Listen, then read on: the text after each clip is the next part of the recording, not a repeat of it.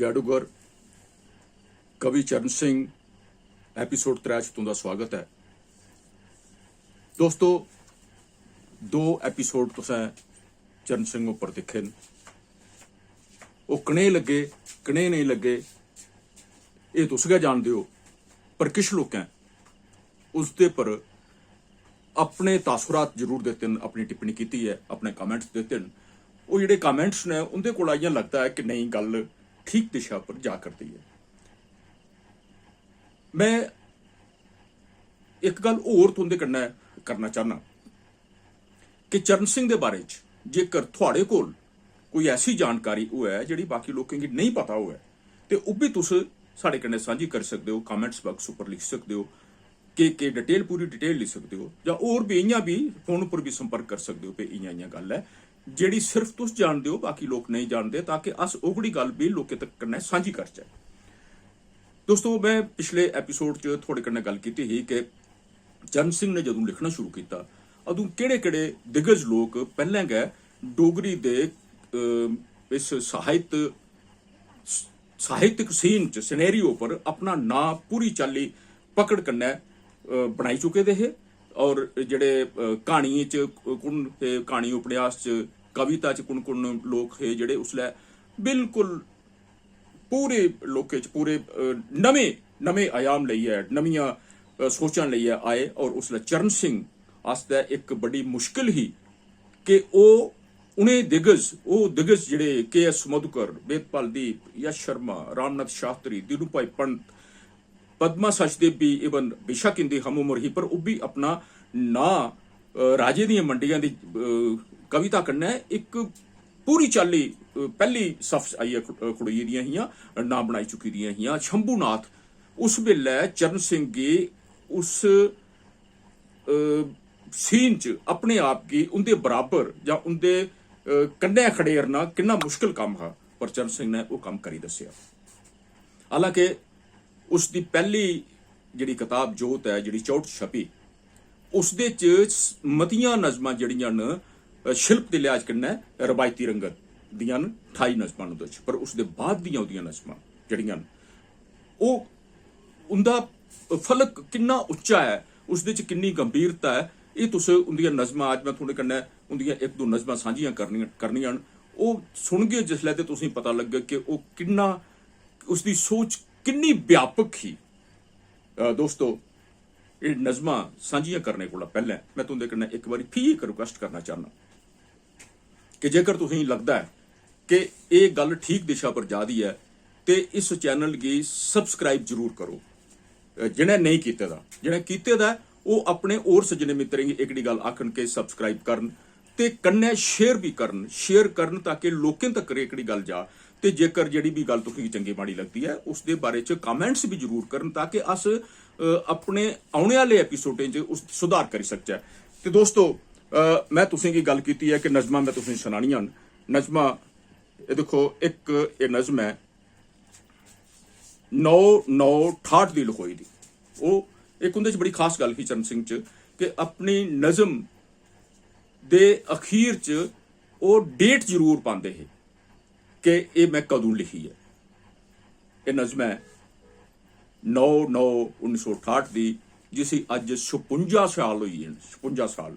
और देखो इसकी जिसलै तुस सुन गए हो, मैं उसकी ज्यादा व्याख्या नहीं करंग, तुस अप्पू सोच गए हो कि ये नज़म क्या आखदी है। ओढ़क मूंह ते छड़ियां जीबां, ओढ़क मूंह ते छड़ियां जीबां, सच पुछो तां अस सब मानू, सच पुछो तां अस सब मानू, आद जुगे थों चलदे चलदे आई पुजे अज समय दी उस रेड़िया पर। सच पुछो तां अस सब मानू, आद जुगे थों चलदे चलदे आई पुजे अज समय दी उस रेड़िया पर, जिस पर चलदे सही ओ आदा जे साड़े चा अर एक दियां दो नहीं, जिस पर चलदे सही ओ आदा जे साड़े चा हर एक दियां दो नहीं, चार चार न लत्तां बावां कन्न ते अखीं, जे हर एक दे दो नक ते दो मूंह जीभां। देखो किस चाली की गल करा करता है। जे साढ़े चा एक हर एक दियां दो दो नहीं चार चार न लत्तां बावां कन्न ते अखी, जे हर एक दे दो दो नक ते दो मूंह जीबां। अगे सुनो ये जिहड़ी गल जिस गल दी आखा के करदा है, दौं लत्तें गी खिच्चा करदी, दौं लत्तें गी खिच्चा करदी होई आई दी बीत होई आई दी बत्तें मंजिलें दी मोह ममता। दौं लत्तें गी खिच्चा करदी होई आई दी बत्तें मंजिलें दी मोह ममता, तांग पछेडी ते दौं लत्तें भरम भुलेखें दे नीरन सौ बंधन त्रोड़ी, समय दे कच्छा भी गेडे न पैर बधाए। क्या बात है, क्या बात है।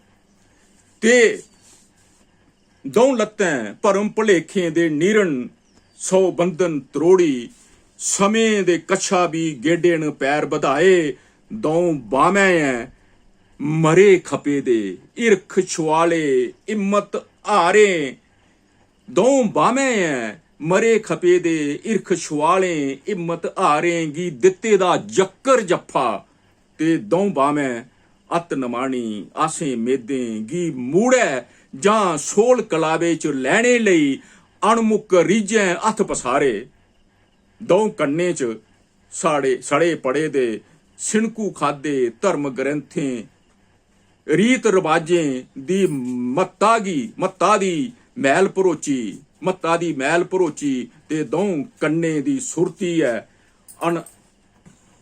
अनभाखी पर अत सुहानी, सुर सरगम ते सोगी काली। देखो किस चाली दी गल करा करदा है कि अस किन्ने दबाजरे लोग हाँ, किन्ने दबाजरे, किन्ना एक गै अग्गें गजा दी एक गै पिछे, अस कोई फैसला नहीं करी पा करदे कि असें केह् करना है। कुतै अस अंधविश्वासें दे घेरे च फसे दे आं, कदें अस सोचने कि नहीं आने आह्ले समें दे कन्नै अग्गें गैर बधाइयै चलना है। देखो ये ठाठ च एह्कड़ी गल आखा करदा है और किन्नी उच्ची उड़ान कन्नै एह् आखा करदा है। दौं अखें बिच बीती सदियें दे चिप्पड़ न, क्या बात है। दौं अखें बिच बीती सदियें दे चिप्पड़ न, ते दौं अखें बिच लिशकै दे अणगिण ते ओह अत ओपरे, अणगिण ते ओह अत ओपरे चन्न सितारें दे सतरंगी सौ परछौरे, एक नक्कै बिच मोई मरी दी मर्यादी दी मुश्क भरी दी, ते दुगे बिच चुटकै करदी अणखड़े पर अत नमाणे फुल्लें कलियें दी खशबोई, एक मुंहे दी जीबा गी है अंध विश्वासें दा लहू लग्गा, एक मुंहे दी जीबा गी है अंध विश्वासें दा लहू लग्गा, ते दुए दी जीब है लै दी नमें ख्यालें भाव विचारें नमें सुआदें दे चटकारे, ते अस सारे सच पुछो तां मानू नहीं बस सही होआ ने, निरियां लत्तां निरियां बावां नक कन्न ते निरियां अखां, ओड़क मूंह ते निरियां जीबां, जो उमरें गी खाई आईयां न जिन्हें बरेसें गी खाई जाना, जो उमरें गी खाई आईयां न जिन्हें बरेसें गी खाई जाना। ये नज़म अज कोला 56 साल पहले लिखी गई। इस चाली दियां होर भी बड़ियां नज़मां जिहड़ियां चरण सिंह ने लिखियां, और